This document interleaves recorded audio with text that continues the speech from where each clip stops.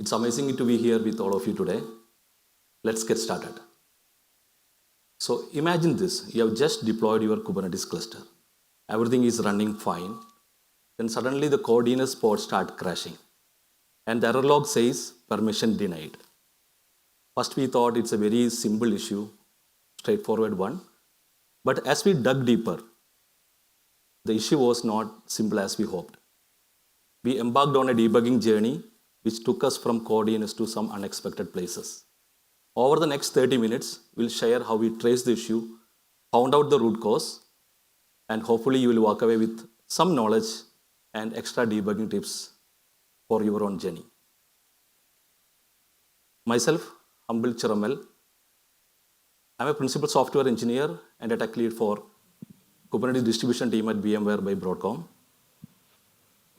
I was lucky to contribute to Kubernetes since 2016, and I'm a core maintainer.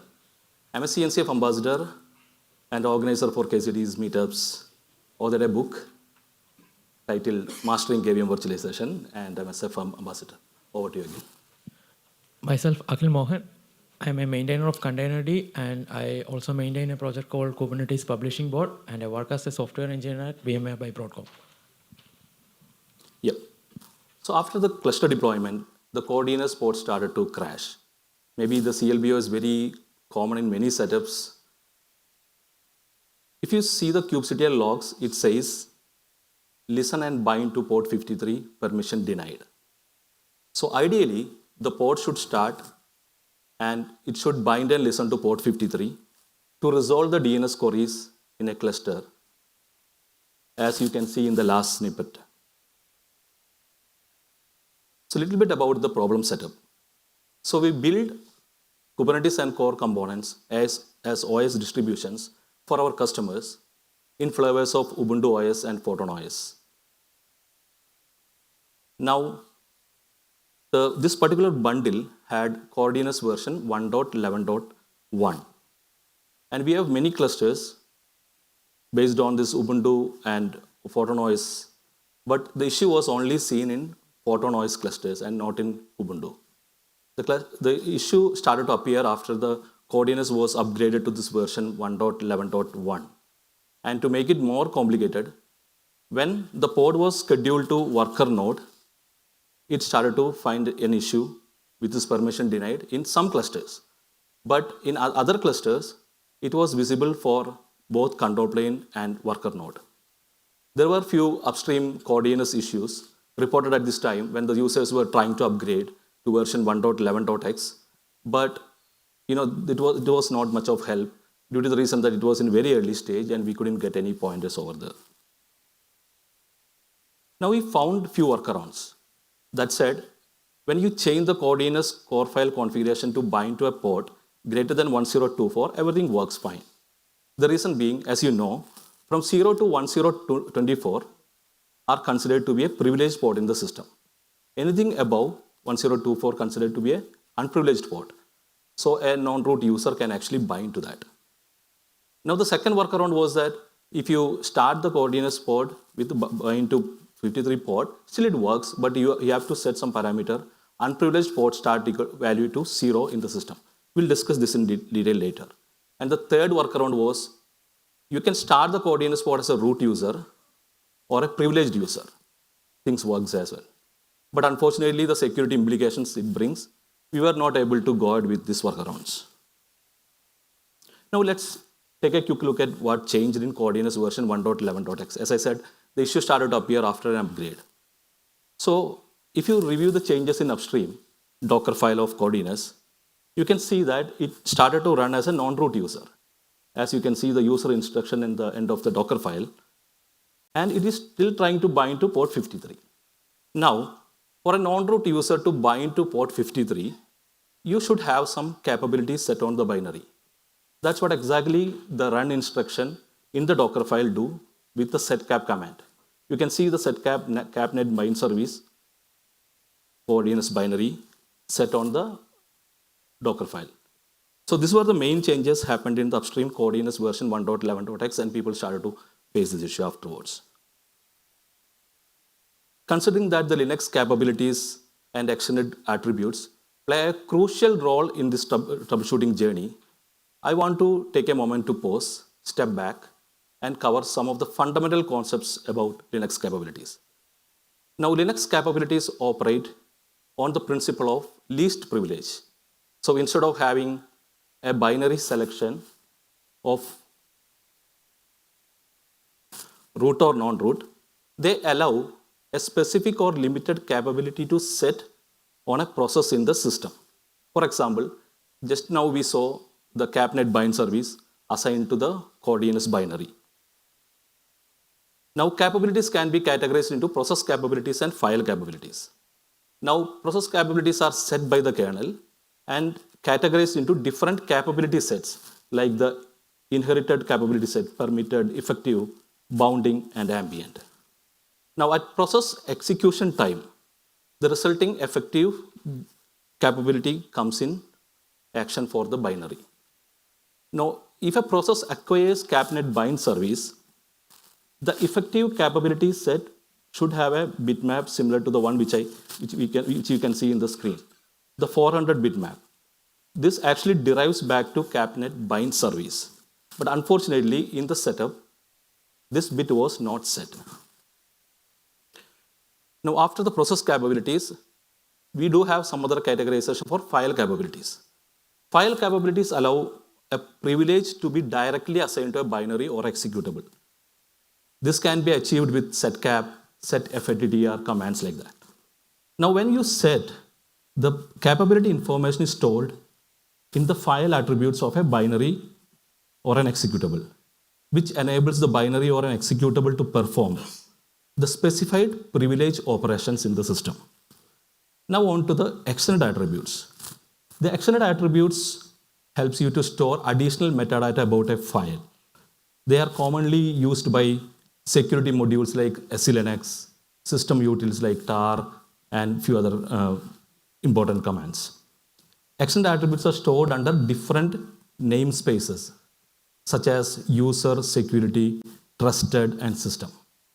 Now, as I mentioned earlier, when you set a capability using setcap command, the capability value is stored under security namespace and capability attribute.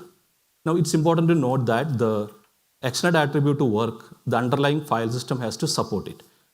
The file systems like ext4, btrfs, and all has support for that.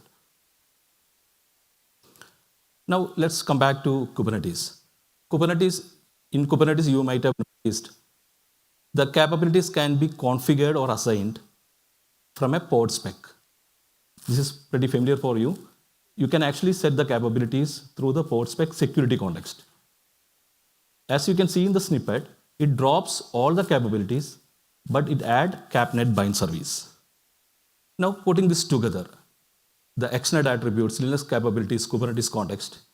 When a non-root user executes a binary, the effective capability set is populated either through the ambient capabilities or file capabilities. But unfortunately, the Kubernetes lacks the support for ambient capabilities. When I say Kubernetes, it's a complete stack starting from API server to CRI to the container runtime. It lacks that support. So the only way here is setting the file capabilities on the binary. And that's a recommended approach. And this is what exactly the CoreDNS pod was trying to do with the run instruction, setcap command on the binary. Now the real debugging journey starts. I hope you are still with me. With all of this, we decided to start from the build process. So we do rebuild the container images downstream, but we mimic the same process as upstream does. The multi-stage build, setting the non-root user, setting the pod, setting the capability on it. So the same process we follow in the downstream. The first step was to verify that the particular image, when it goes through the build process, is it really setting the capability? Now, we were able to verify that the capability was set on the CoreDNS binary by using the commands like getcap and mounting the image and figuring out like whether the capability was set at the build process time. And it was fine. Now, even though setcap has set it properly in the build process, we were concerned about like the runtime has any issues with that. For example, maybe if there are some issues with the incompatibility between the shared libraries, or maybe due to the missing simple resolution, or system calls could fail or drop the capabilities. So we were in doubt that. And interestingly, this led us to uncover an issue with glibc. That said, the setcap required the minimum version of glibc to be on 2.34, and in our build system, it was just 2.31 version of glibc. We were very happy and we thought like we found the issue, and we rebuilt the image with the required required glibc version, but still the problem remained. Now, considering the setcap as set in the build process, glibc has, we have corrected the glibc version, so the runtime issues has been taken care. The other suspicion was that something wrong with this particular image. We should have something to blame for, right? Yep. So we are thinking like something going wrong with the image and that particular image tag. Interestingly, when we rebuild the image with a different image tag, and when we pull that image to the problematic cluster, everything was working fine. So we were able to conclude that it is nothing wrong with the image we built. Rather, it is something wrong with the runtime setting of the OS bundle. Now let's go to the worker node OS. As I said, this was only seen in Photon OS clusters. And if you know, the Photon OS is an open source OS distribution heavily used by our customers and by the community. Now on the OS side, the capabilities are managed by the kernel. We were expecting something would be recorded in the var log messages or kernel ring buffer. We could see some denials on top of it. But unfortunately, we were not able to see any evidence of it. And the second culprit was, as everyone think, SELinux. So SELinux also operate on security namespace. So we would check the SELinux status in the system. It was in permissive mode. That basically means it won't deny the operation, it will just record it. You can see those kind of denials in the audit logs. You can use the AU search or some commands to see the ABC vector cache and see the denials. And we were looking for that and couldn't find it. SELinux is actually causing the issue in the system. But for the double confirmation, we disabled SELinux, but still the issue was present. Now the next thing was to check for C group namespaces. Yep. So in the Photon OS kernel, it was defaulted to C group v2. But in our setup, through the boot config parameter, we changed the C group setting to version 1. It's highly unlikely that the C group would cause some issues with the capabilities, but still we checked and we couldn't figure it out any issues with the C group. Now we also wanted to make sure that the container network namespace is good and it can bind to a port 53. For that, we pulled the netcat image in the system and it was able to get bind to port 53 and listen to port 53. So that worked perfectly fine. Now the last thing to check, we were actually about to trace the system calls and see like what's actually happening in the system call stack. Using strace, we were able to figure it out. The bind system call was attempted in the system, but the kernel returned EPEM error. At this stage, we know that the bind system call was tried. When the bind system call was tried, the capability was missing on it, and which caused the EPEM permission to be denied in the system. Now the suspicion turned towards container runtime. Over to you, Akhil.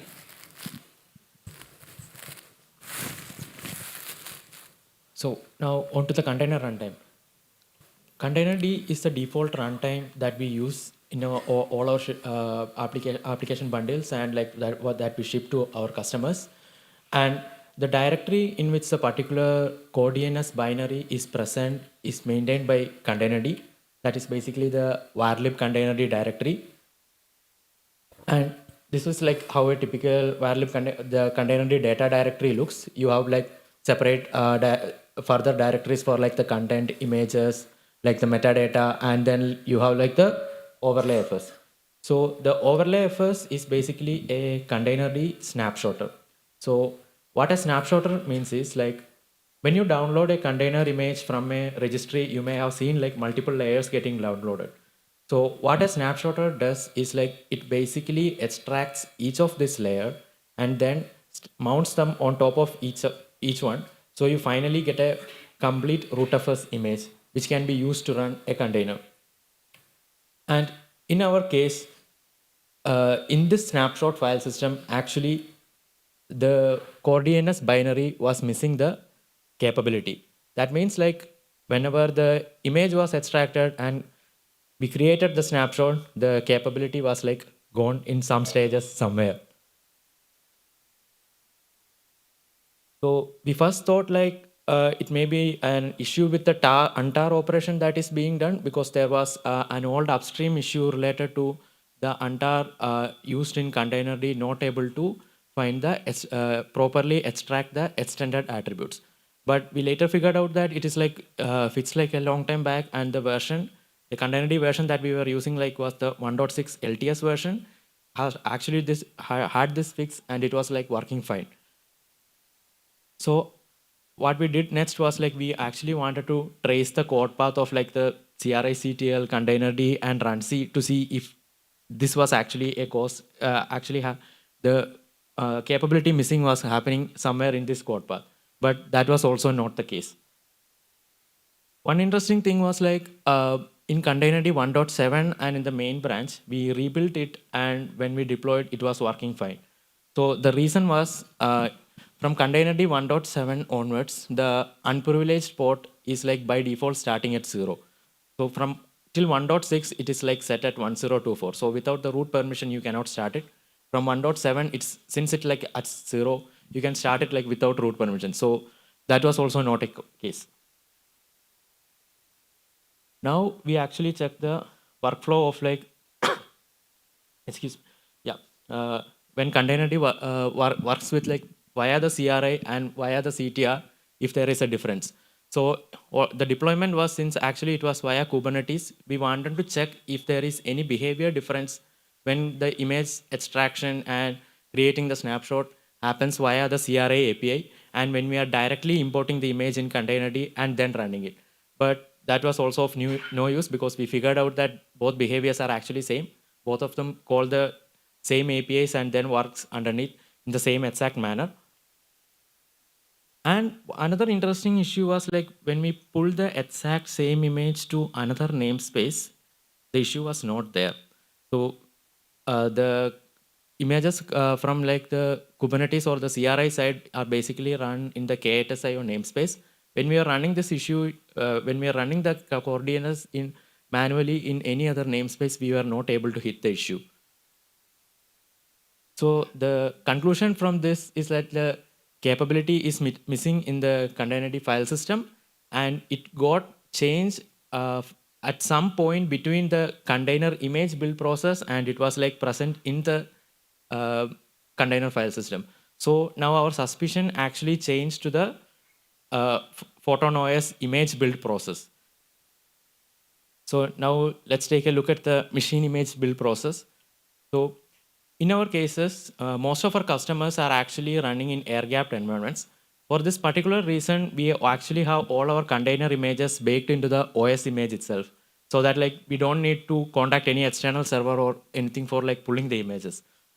We actually went through the machine image build process to see if there were any steps that actually touched the container images or the containerd file system, and there were like a few steps in that process. So we were downloading the core DNS image that we built. It was saved as like a tar file in an artifactory. We were downloading it and untarring it, editing the manifest.json file for like adding some custom fields, and then like creating tarring it again, and then doing the CTR images import. So this CTR images import actually imports the image and then loads it into the snapshot file system.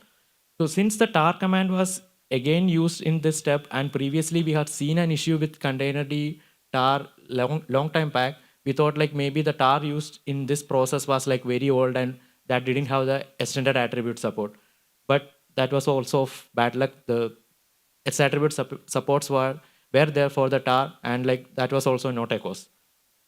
Also further debugging through the machine image build process, we found that like some SELinux relabeling or hardening steps were happening.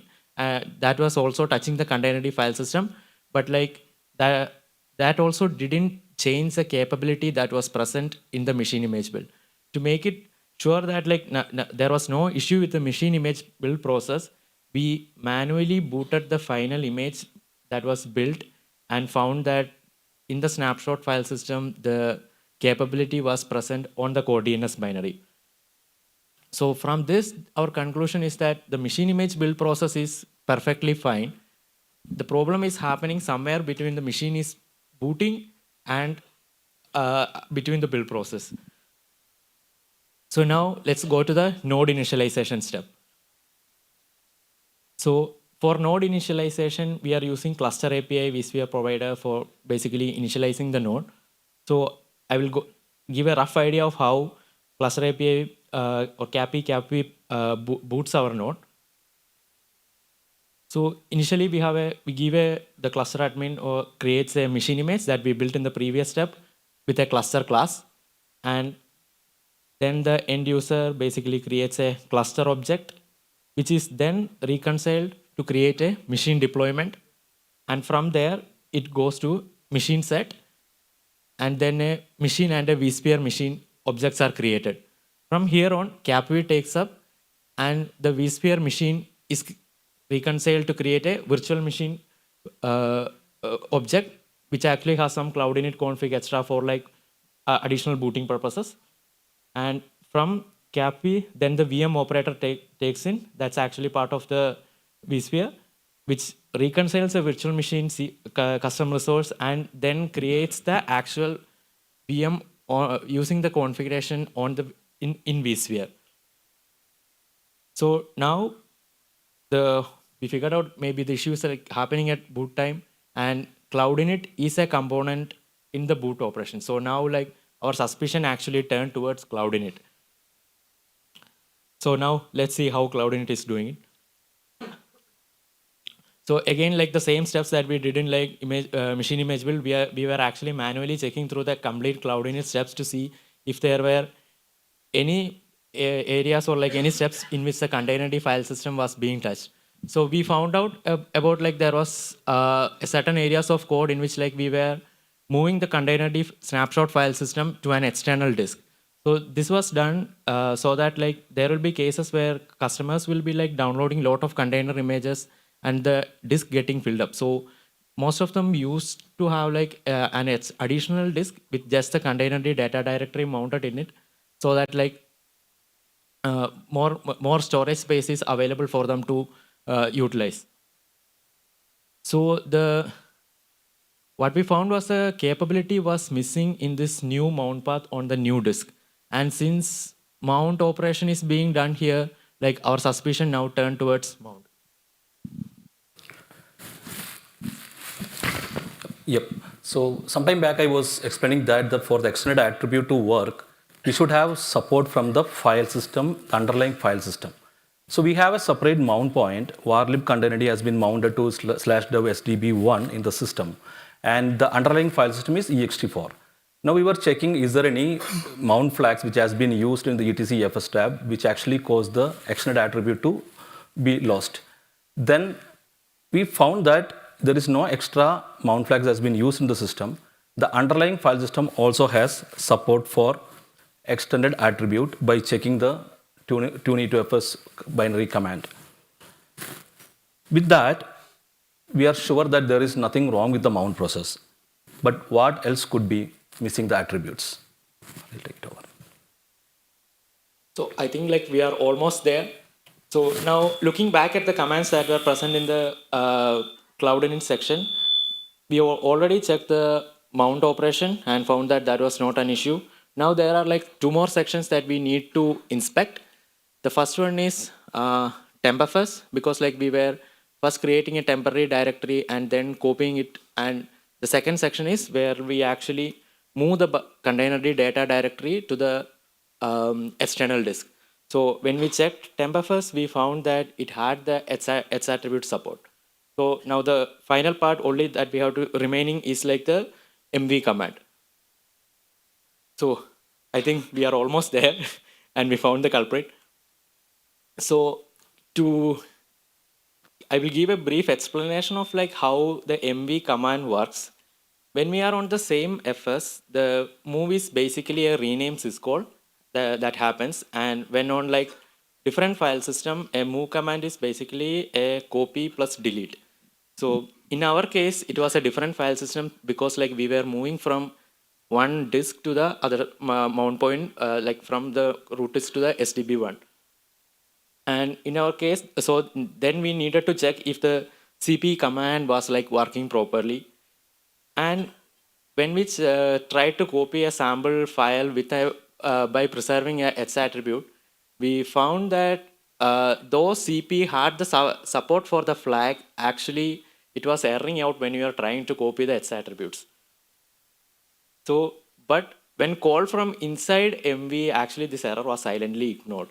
So therefore, like even if you do MV, the file was getting copied, but the etc attributes were not getting copied. That means like our capabilities were just lost. So now, taking a quick look at the solution, it was like we needed to rebuild our Coreutils with additional H attribute support, and we had to change the spec file so that like the attribute devel package also had to be added to build the H attribute support. And this was like basically the solution patch that we had to apply. And that's it. So like basically something that I want to tell is like Coreutils and commands like mv and cp are something that we take for granted and always expect to work. But like in case of like issues like this, you may need to get deeper into it and like see like where exactly the issue is happening.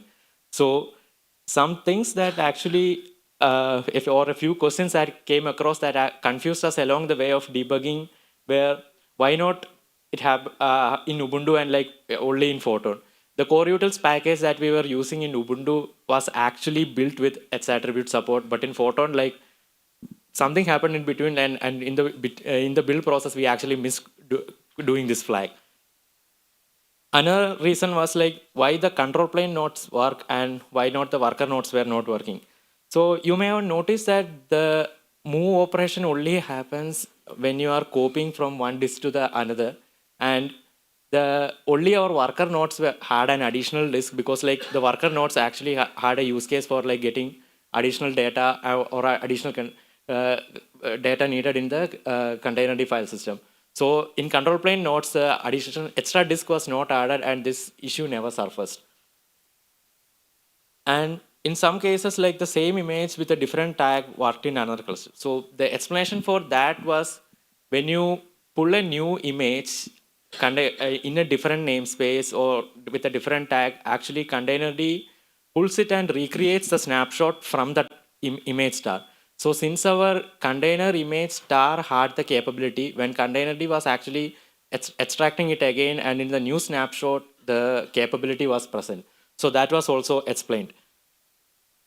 And another cause of confusion that like Humble mentioned earlier, like there were some issues like in the upstream, like there were permission denied issues were there, but like that was also in Ubuntu. So that actually the users have to figure out, or let's catch up on how to do it.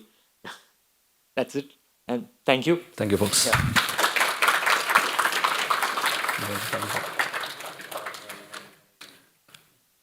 If you have any questions on our debugging journey, like you can ask now.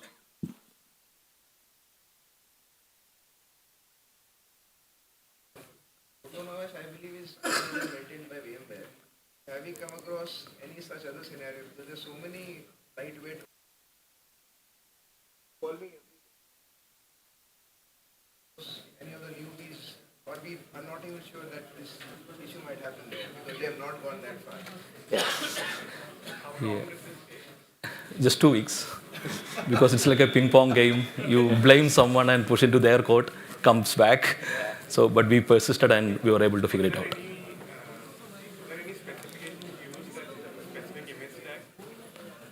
Yes, because like we have a Docker registry where you store the images and it's like kind of immutable. But if you build or pull a new image, the containerd file system get populated with that and the setcap was not lost because the move operation was not there.